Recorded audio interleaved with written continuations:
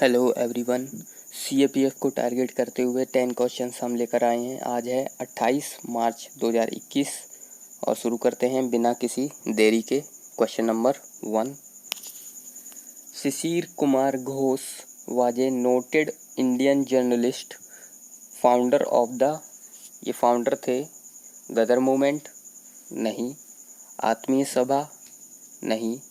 तो इनमें से किसी के ये फाउंडर नहीं थे।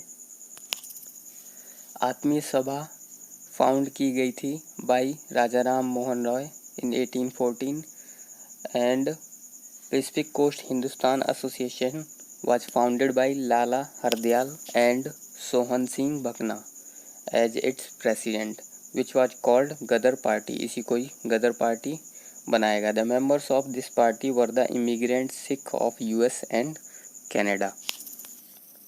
शिशिर कुमार घोष इंडियन जर्नलिस्ट थे और ये फाउंडर थे अमृता बाजार पत्रिका के, जो कि बंगाली लैंग्वेज न्यूज़पेपर था 1868। इसके अलावा he started the India league in 1875 with the object of stimulating the sense of nationalism amongst the people.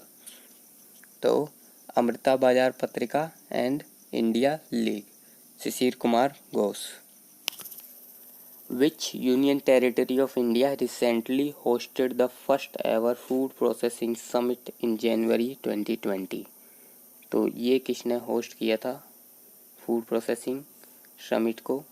ये किया था लद्दाख ने। Ladakh hosted the first ever food processing summit to attract investor to the region with the help of Ministry of Commerce and Industry and Ministry of Food Processing Industries। Who is known as the father of white revolution? तो father of white revolution है doctor V Kurien. The national dairy development board designed and implemented the world largest dairy development programme operation flood. तो operation flood भी milk के production को बढ़ाने से related है। ठीक है। बसेश्वरा is a famous statesman saint of which Indian state? तो बसेश्वरा हैं कर्नाटका से।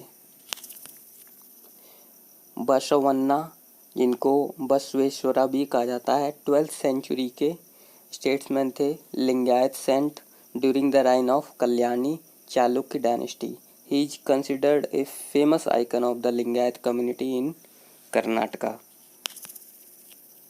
Which ministry has launched a national migration support portal named Shram Shakti?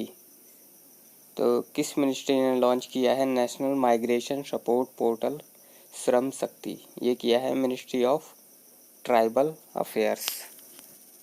Okay. Union ministry of tribal affairs launched a dedicated portal that would help in formulation of state and national level program for migrant workers. इसका नाम है Shram Shakti. Launch किया गया है union tribal minister at Goa. Okay. Easy question करते हैं। Who among the following built the Alai Darwaza? Alai दरवाज़ा किसने बनाया? अलाई दरवाज़ा बनवाया है अलाउद्दीन खिलजी ने। द अलाई दरवाज़ा erected by Alauddin Khilji in 1305। Okay. During the reign of which among the following Mughal emperors Mughal architecture reached its zenith? तो किसके शासन काल में आर्किटेक्चर अपने चरम सीमा पर था? तो ये था मुगल एम्परर शाहजहाँ के शासन काल में। Okay. The Mughal emperor Shahjahan was the last great Mughal emperor who patronize the architecture. Taj Mahal इनके द्वारा बनवाया गया। Architecture declined completely after Aurangzeb. Aurangzeb के बाद किसी ने भी आर्किटेक्चर पर ध्यान नहीं दिया। 10th schedule of the constitution was added by which amendment of the constitution? किस अमेंडमेंट के द्वारा 10th शेड्यूल कॉन्स्टिट्यूशन का ऐड किया गया था? तो ये किया गया था 52nd अमेंडमेंट के द्वारा। 52nd अमेंडमेंट एक्ट 1985 जिसको एंटी डिफेक्शन लॉ भी कहा जाता है। It provided for disqualification of member of parliament and state legislature on the ground of defection and added a new schedule, 10th schedule, containing the details in this regard. The amendment was done by Rajiv Gandhi government. Which article of the Indian Constitution says that directive principles are not enforceable by any court? Directive principles enforceable नहीं है court के द्वारा, ये कौन सा article कहता है?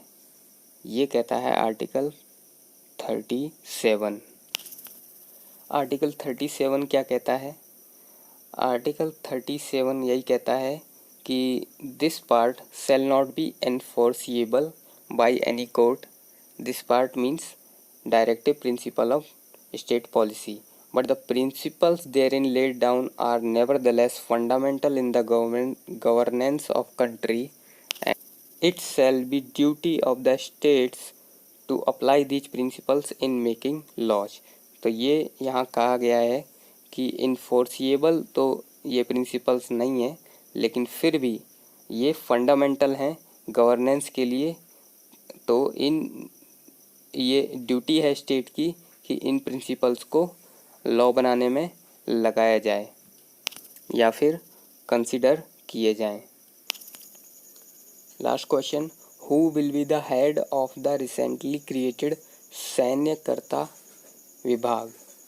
तो सैन्यकर्ता विभाग के हेड रहेंगे chief of defence staff. Okay, a new department of military affairs also known as सैन्यकर्ता विभाग will be headed by the chief of defence staff. ये डिपार्टमेंट एडिशन रहेगा विद द अदर 4 जो कि हैं department of defence production, department of defence and development and department of ex service welfare.